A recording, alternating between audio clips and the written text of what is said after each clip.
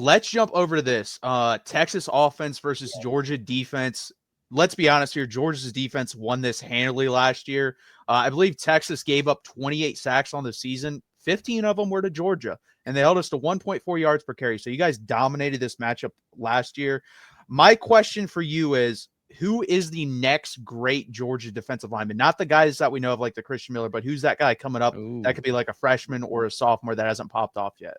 Oh, well, his name is Elijah Griffin, and he's a true freshman. Yeah, I think that would be that was definitely the first guy that popped into my head in terms of like who's going to be like, yeah, Jordan Davis, Jaylen Carter type.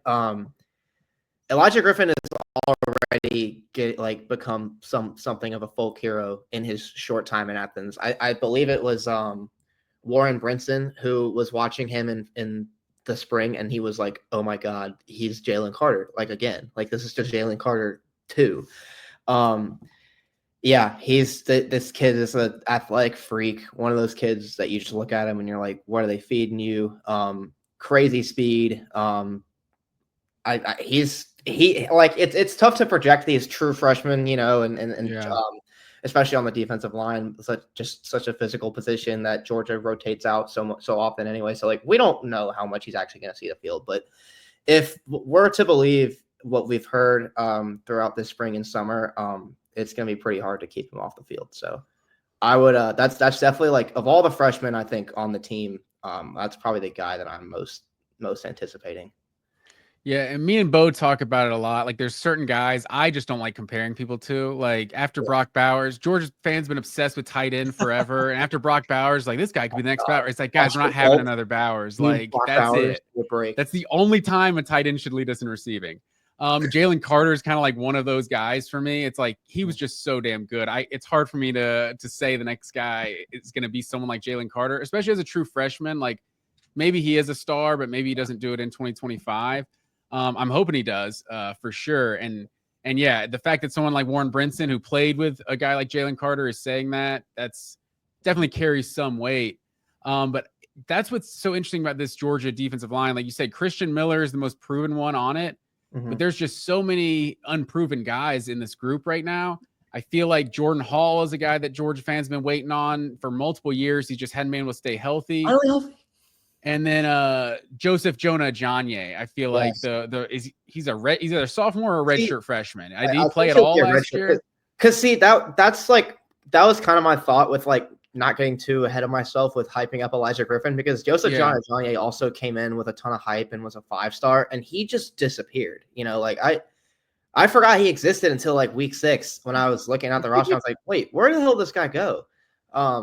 So that's that other 5-star defensive lineman we signed. Yeah. Like, you just kind of forget about him. So many guys that are unproven on this defensive line. I think Jordan Hall is in line for a pretty good season if he can stay healthy. He's just never been healthy, but like, he's a really talented player. And but Christian Miller probably is going to be the best player on, like, I think that's the safest bet for the best player, but biggest X factor for me is definitely Elijah Griffin. That could really, he could change the whole interior defensive line if he, does that thing that Georgia has sometimes where it's like they just have a true freshman go insane. That happens sometimes with them. So Isaiah Gibson's the other one, right? Isaiah, he's the edge rusher though. Yeah. And then Xavier McLeod, the South Carolina transfer, he's probably one of the guys who played the most snaps that's going to be back. And he flashed, and he was pretty. He had a weird like foot thing, I think, that kept him out of some games, but he did show some stuff last year. It's the edge rusher is definitely, I think, what we're most concerned about. Yeah. I don't hate that. I was dreading you getting there. I don't hate that.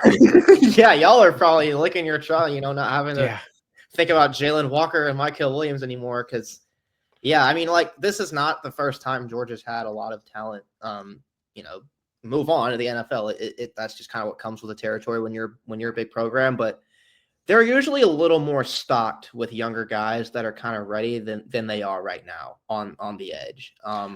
I think so. And I think there's always like one or two like consensus first round picks. Like, everyone knew Malachi Starks was going to be a first round pick. Everyone knew Mykel Williams was going to be a first round pick. I think more people in the know knew that Jalen Walker was about to break out, but he hadn't really done it until 2024.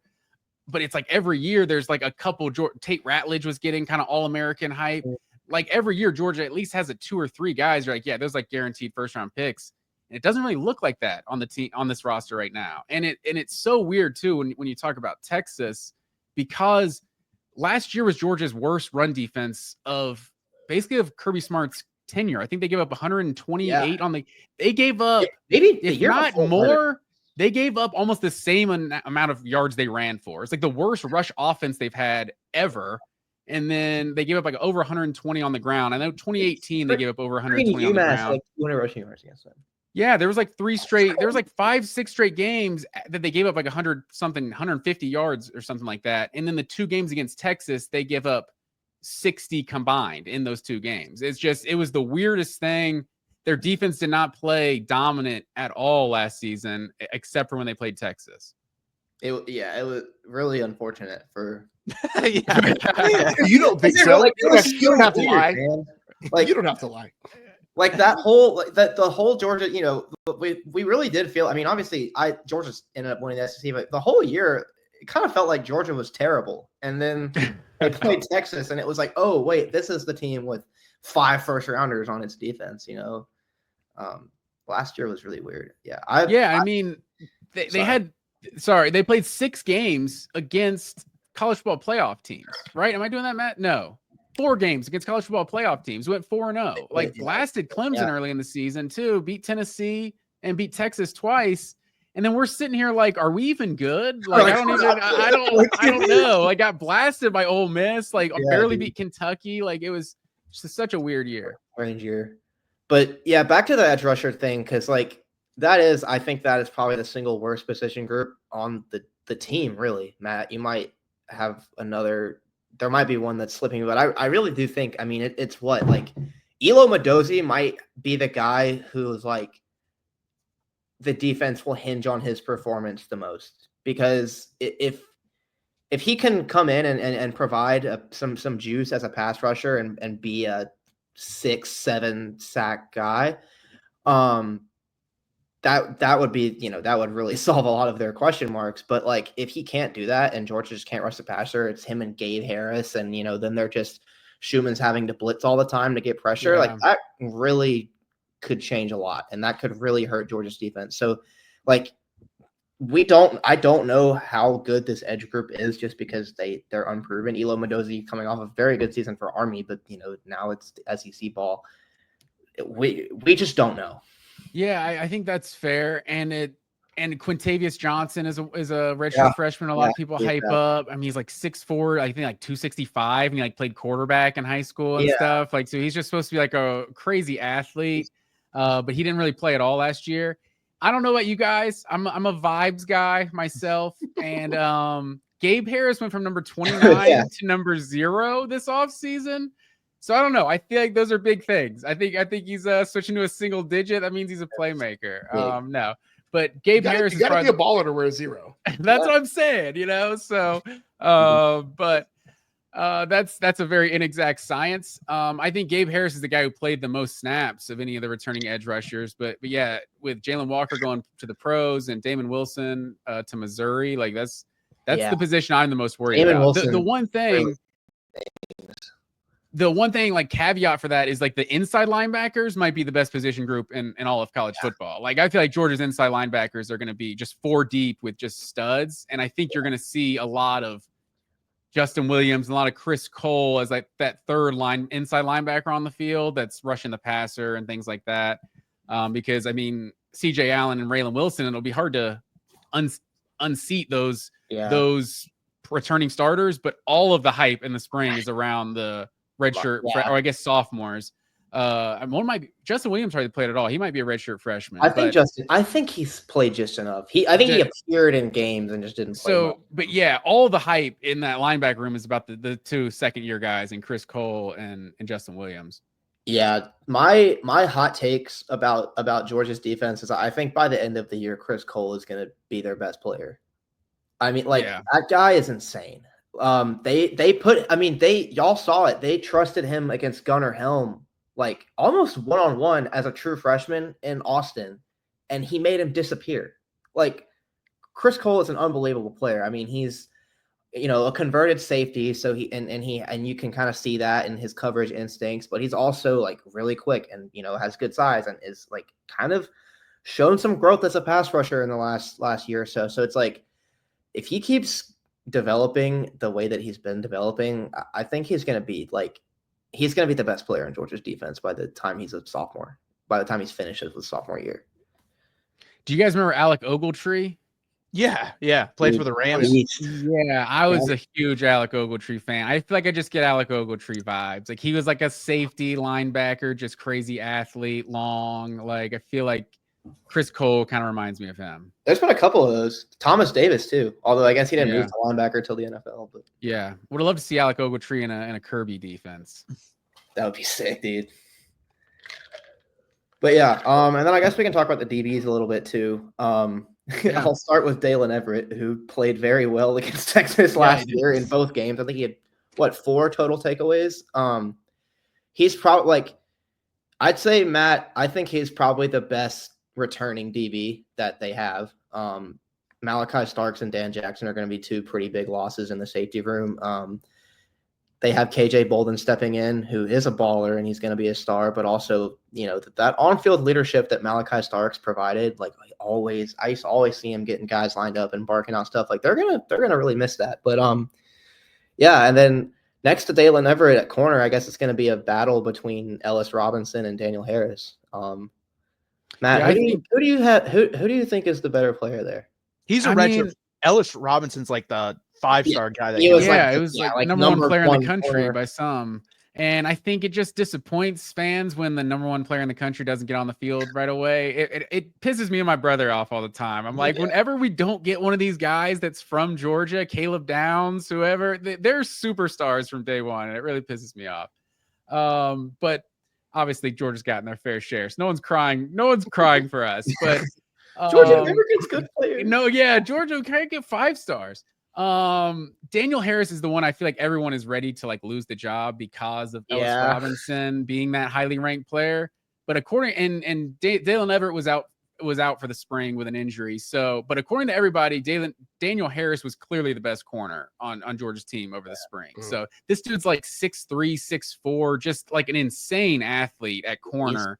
And he got that targeting, that huge hit against Florida, and they called targeting, but they picked it up. Right. Yeah, that was him. But yeah, I mean, he can hit too. I feel like Daniel Harris is kind of taking his game to the next level. So as much as I want to see Ellis Robinson, and granted, maybe we see Jeremiah Smith, we'll throw it at Ellis Robinson, because I know in those camps he was supposedly one of the only guys that could guard him. I don't know. That was a long time ago. That was high school. But that's a long way away. We don't even play Ohio State, but I don't know. Just looking at Georgia's DBs, I think KJ Bolden, like you said, I think that's probably, if I'm picking a guy on Georgia's defense, it's the best candidate to break through and be an All-American, because we're kind of talking there's a lot of unproven guys. KJ Bolden kind of feels like that guy that could take the next step. And once again, another 5-star safety that's in his second year. So, and then at the star position, that nickel corner Georgia plays, Jonel Aguero, I feel like he kind of locked that spot down last year. He's had his problems staying healthy. But outside of Jonel Aguero, I mean, who's next guy at star? Honestly, man, I was just kind of thinking this just now, and I haven't really thought this out that well. But I wonder what the chances are if towards the end of the season, if they just decide they just want to have their 5 best DBs on the field, if they just put Robinson at outside corner and then kick Daniel Harris to star. Because I feel like I know he's never played there, but I really feel like he could. Because he's built for it. Star does feel more like that safety kind of hybrid. So it does have to be a guy that's a good tackler. I don't know if Daniel Harris is that. I feel like Jonel Aguero seems like the perfect, Javon Bullard. Oh man, I don't know about you guys, but I have dreams at night about Javon Bullard. I just miss him in Georgia's star position so much. Just making DBs just getting in the backfield, making plays in the run game. Just it excites me. It was dope. That's how we're gonna feel about Jahdae Barron. Texas fans are gonna feel about Jahdae Barron at that start. Jahdae Barron went crazy against us, man. Marvin Harrison Jr. is good now, so we're not celebrating an injury or anything. But I mean, Javon Bullard doesn't make that hit on on Marvin Harrison Jr., then Georgia doesn't win that Peach Bowl That against Ohio State. But on a got off topic there, but Jonel Aguero feels like that perfect kind of physical slot corner that they want, and I think he got ejected for targeting against Texas, right? In the first game. But I think you're going to have a transfer starting in the secondary opposite KJ Bolden, whether it's Zion Branch, Zachariah Branch's brother from USC. Like me and Bo have said before, he got number 2, so I don't know if that says something of how good he is, but we have a lot of jersey number theory. And then there's the UAB transfer and the Miami transfer, 3 safeties that Georgia brought in. Maddox and Trey Harris. I'll be like, Kirby Smart was never too complimentary of those guys throughout the spring even when he kind of had every opportunity to be. And, he's particularly hard on safeties because, he played safety himself, I guess. So, I do find it kind of concerning that by this point, there has been really, unless I'm just not, maybe I just don't know enough. And I definitely don't, because I'm just some guy talking. But we don't have a lot of public information about a guy who's really emerged to take that other safety spot. And I think that is interesting. I think it's worth thinking about, because their safety room was probably one of the top 3 in college football last year. And it might just not be very good next year if one of those transfers can't really lock down the job next to KJ Bolden. We know KJ Bolden is probably going to be very good, but then they're an injury away from being what is this, I mean, yeah, in 2023 and 2022, I mean, that secondary it's ridiculous how much talent it's had in it. So it's going to be a little different this year, but at the same time, you've seen J.R. Reed be a first-team All-American and then did he go undrafted? Was he 7th rounder, go undrafted or something? Yeah, so Dominic Sanders was the all-time leader in picks, and granted, he only had 2 of his years with Kirby, but all-time leader in picks, and that guy, I don't think he got drafted either. So it's I feel like I just trust Kirby Smart with safeties and defensive backs, regardless of who's back there. Georgia and Kirby Smart, one of those teams that they're going to have a guy, regardless of who it is. We may not be talking about him. They may be a kid that we never heard of. Who it's kind of like Oklahoma softball. I said it for years up until this year, right? Until Georgia is not playing for the SEC championship, that they're going to have dudes, right? I'll believe it when I see it. They're going to have dudes, and the day that they don't is the day that I'll believe it, because they're going to have guys. It's not a question in my mind. Yeah, we just don't know the names right now, but it feels like I would be willing to bet we're gonna see some really good players. Yeah. You don't stack classes like that and not. Mm-hmm. Don't get me wrong, I'm nervous because we usually do know the names, so I'm a little uneasy. Thing, man. It's just overall a much younger team across the board. Oh, did we lose Gerald? Gerald, no. I think we lost him for a second. He'll be back though. But yeah, I think it's interesting because you guys don't really know on your defensive line, and then our offensive line. I know mostly who I trust in on the offensive line, but it's definitely a question for us. Our left guard, Neto Umuluzulu, he's going to be his first year playing. The other 4, I feel pretty confident. I thought Trevor Gooseby versus you guys last year in the SEC championship game played pretty well. I didn't think he was bad at all. Let me see if I got him back. But I think he'll be fine. Devon Campbell at right guard is the guy that I just need to live up to the hype. Coming out of high school, he was the number 1 interior offensive lineman. I think he might have just been the number 1 offensive lineman, period. And he hasn't really lived up to that at right guard. Wide receiver is interesting because up until today, I didn't know who the 3 starters were. And then Sark had an interview with Greg McElroy, and he came out and said today it's going to be Wingo, DeAndre Moore, and Emmett Mosley. The third one is the one I didn't know about. Emmett Mosley, I knew was in the rotation at number 3, but it seems like those are the 3 front starter guys. So that was very interesting to learn. And then the running back room, I think Gerald would agree with this too. Super talented. We have 5 to 6 guys in there that can really go. But our top, in my opinion, our best 3 are probably Wisner, Baxter, and then I think Christian Clark's the most talented of the whole room, in my opinion. But the problem is Baxter coming off an MCL, PCL, LCL injury, and then Christian Clark tore his Achilles. So I don't know about that room right now.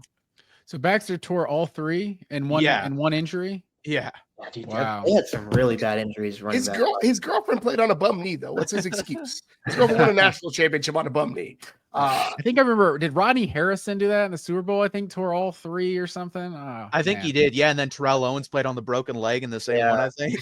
Phillip Rivers played on like a torn ACL one time. Yeah. Anyway, But yeah, I mean, we've seen firsthand of some guys that are superstar running backs, a Zamir White or something, that they come after that ACL, they didn't look like they had the same juice afterwards. Yeah. And I think, guys, we're talking running backs. Like, I think my issue with the Texas running back room is like they don't have a second pitch, for lack of a better term. Like all the running backs are very similar. Where Sark likes to run outside zone. He wants a guy who can kind of bang, between the guard and tackle in that B or C gap. But like they don't have the guy who's going to break off a big explosive run. The guy. Trey Wisner, the guy who last year is probably the closest to that out of all of them. He's not a game breaker by any and again, I feel like I trash on Trey Wisner and I have to put this caveat. Trey Wisner was a 3-star running back that put the team on his back and rushed for 1,000 yards last year. Like, do not hear me speaking ill of Trey Wisner. Do people talk? He's really good. Talk bad about Trey Wisner? So he might be talking about me. Player. Because I say this, and I stand by it. He is not a number 1 running back on a national championship team. He's just not. If you look at the history of the last 10 years, Wayne Gallman is the worst running back. And no offense, Wayne Gallman's a better running back than Trey Wisner. But I don't hate Trey Wisner. He's a very good running back. Yeah, I just feel like I have to put like an asterisk anytime I talk about the running back room and Trey Wisner. Because Trey Wisner was great for Texas last year. He was also a 3-star kid who may or may not have stayed in the class to keep his cousin in the class, right? That's part of the conversation around Trey Wisner. The kid should never have to buy a beer or a meal in Austin again, period. End of sentence. 1,000-yard rusher, was not expected to be RB1, came into a crappy situation. But we look at Texas red zone abilities last year. If they have CJ Baxter versus Trey Wisner, different body type, different running style. CJ Baxter can get you 2 yards when you need it in a national semifinal game, right? You don't have to throw a toss to the fastest safety in college football, right? That's the thing. So that is my big question. Is CJ Baxter going to be healthy? And who is Texas's second pitch? Because they're all kind of the same guy. Well, and then if you say Jarrett Gibson, like I said, Christian Clark is our third best. If you say Jarrett Gibson is our third best, that dude fumbled every 10 carries. In the Georgia or Florida game, I think he fumbled 3 times. So unless that gets solved, and I'm not big on that either, because if you look at the history of running backs that have fumbling issues, they usually don't get much better. I know Adrian Peterson had that issue, and he still kind of had it his whole career. And guess what? Over that. Yeah, guess what? You put up with it because he's one of the 7 best running backs of all time. Jaden Blue had that issue, and he's not one of the 7 best running backs of all time. So guess what we did with him? He sat on the bench, and then when we needed someone to catch a pass, that's when we used him. And guess what? He was phenomenal versus Ohio State, because guess what Ohio State's weakness was? Running backs out of the backfield, and he was great in that game. But that's not every team's weakness. It wouldn't be your guys' weakness this year because your inside linebackers are freak shows. So, we need to find out a running back that can hold on to the ball, break a couple tackles, and then also be explosive. I think that's the thing of Trey Wisner. He's not very explosive. CJ Baxter can be explosive and it can run over guys, but is he going to be healthy? He just got cleared 2 weeks ago. So maybe by the time the Georgia game comes around, he'll be ready to go full force. But by the time Ohio State, I don't think he's going to be full force. Well, that's what's so interesting about talking about how they match up with Georgia, because I would have said last year they matched up well with Georgia because Georgia wasn't good against the run, and then Georgia just somehow stopped the run better against Texas than anyone else. But I don't want to just derail the whole show, but I feel like you seemed very specific. Top 7 running backs. I want to know who your top 7 are now. Okay, so this is going to be out of order, but Barry Sanders, Walter Payton, LaDainian Tomlinson, Adrian Peterson, Emmitt Smith. All right, so those are my 5. Maybe he's top 5. Maybe I'll have him as 5. I'm missing. Are you missing anybody egregious? I don't know. That's what I'm trying to think. Edgerrin James, torn ACL, one MVP. Yeah, I don't know. Maybe an old school guy, Jim Brown or something. So Kane the Diesel Freak, I know we have beef, but thank you for the $5. Defense wins titles, and Ohio State and Georgia do it damn good, and they know how to handle business. I mean, I don't disagree with that. So. I mean, that's that Ohio State's defense and Georgia's defense are the reason why Texas didn't win either of the trophies they played for last year, right? Like Georgia absolutely embarrassed Texas's offensive line and quarterbacks and all of that. And I mean, I've said it before and I'll say it again. It's kind of my phrase that pays. Like Caleb Downs is what I call a blue shell kind of player, right? Mario Kart reference. Like he is a guy who can change the complexity of a game with one freaking play. And he did that, right? Texas threw a toss at him. He blew it up in the backfield. Next play, scoop and score touchdown and the game's over, right? So like you are absolutely right. Like that's my big concern, continues to be like, that's why I don't feel like super comfortable about Ohio State, because they have a blue shell guy on either side of the ball, right? Caleb Downs. And then they've got one of the best wide receivers, if not the best wide receiver in the country, on the other side, right? There are people in the SEC that may have things to say about that, but when push comes to shove, right, they've got one of those guys on either side of the ball. But this isn't an Ohio State preview, Georgia. Yeah, and I think he's a top 6 freshman wide receiver of all time. Hey, I got specific because I don't want to mess it up. I like to be specific with this. Yeah, you gotta be precise. Yeah, exactly. So that's the thing too. Like I always point out the stat because I think it's not funny to us Texas fans, but it is funny. So 2 years ago, Iowa was 89th in red zone scoring.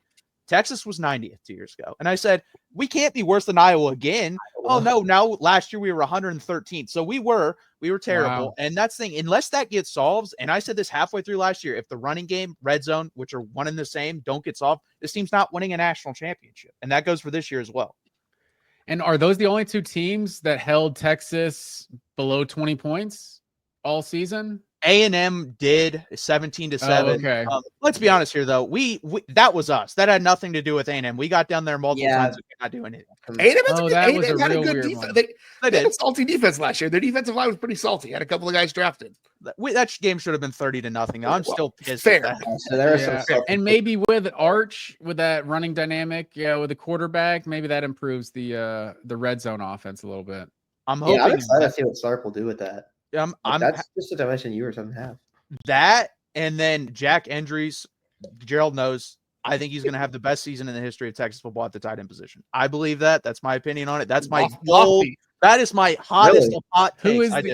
Who currently holds that title? That would be a debate between multiple guys. Finley? Yeah. David Thomas, I know, gets thrown in there as well. Those are probably the 2 fighting for it. They did different things. Like Jermichael Finley's a much better athlete than David Thomas, but David Thomas was all reliable. That guy was Jason Witten. It's like comparing Jason Witten to Antonio Gates. They all did different things. So, but I think Michael Finley's a great name drop, by the way. That's a good one. I'm the resident old. I was on campus with Jermichael Finley. It's fine. It's all there. Good. You go. Dude, he was a good player. He played in the league a long time. Yeah, he was a very good player. Yeah, and unfortunately, July 4th, his son will be committing to Notre Dame, even though Jermichael Finley said over his dead body. So we'll see what happens with that. Yeah. Oh wow, Thomas Davis's son committed to Notre Dame this class too. I don't know. They're snatching. Taking on the legacies. He's doing well. So let's go on this real quick. This is obviously really early. Who do you think holds the advantage in this matchup? I'll let you guys go first. Let me think. I think go ahead. It's tough because I think the thing that gave Georgia such a huge advantage in this matchup last year was its pass rush with Jalen Walker and Michael Williams, both probably having their best performances as Georgia Bulldogs against Texas. And those guys, not only are those guys gone, Elo Madozi will probably be a plus starter, but like aside from that, you don't really know if your pass rush is going to be very good. And I think it's safe to say it is not going to be as good as last year. I think you can just kind of come out and say that already. So I don't know, but still, I think I still have to go with Georgia having the advantage only because I think Arch Manning is going to be a good quarterback. I think he's going to be a very good quarterback, but we just haven't seen him yet. And, Georgia just has more established players, I think, in this matchup because Texas is replacing 4 starters on the line and, Matthew Golden at receiver and Isaiah Bond and everybody. Yeah, that's what's so interesting is it's a very unproven versus unproven matchup. I guess I have to go give Georgia the edge just because of how much better Georgia played against Texas than anyone else. Like it was just kind of weird. And yeah, maybe Elo Madozi is a good player, but I don't know what the wins above replacement difference is between a good player and the butt kiss award winner that's getting picked top 15. You know, I think that's fair. And going on the road, like Athens is a really tough place to play. They're going to be freaking rabid. It's probably going to be a night game. It's probably going to be all sorts of it's going to be hell for the kid. Like I think Georgia has a lot. We'll find out what Arch has between the ears, I think, but for darn sure pretty quick. Yeah, I would give Georgia the advantage. Like they terrorized us last year. So, yeah. And that's the thing too. Your defensive line may not be as good, but I don't think our offensive line may not be as good. I will say I do like the pieces, but I would give you the advantage. You proved it twice last year. It's hard for me to say, third time's the charm. Texas is just going to be much better this year. So yeah, I'm going to give you guys the advantage there. And the fact that it's later in the season, right? It's like October, November, right? November.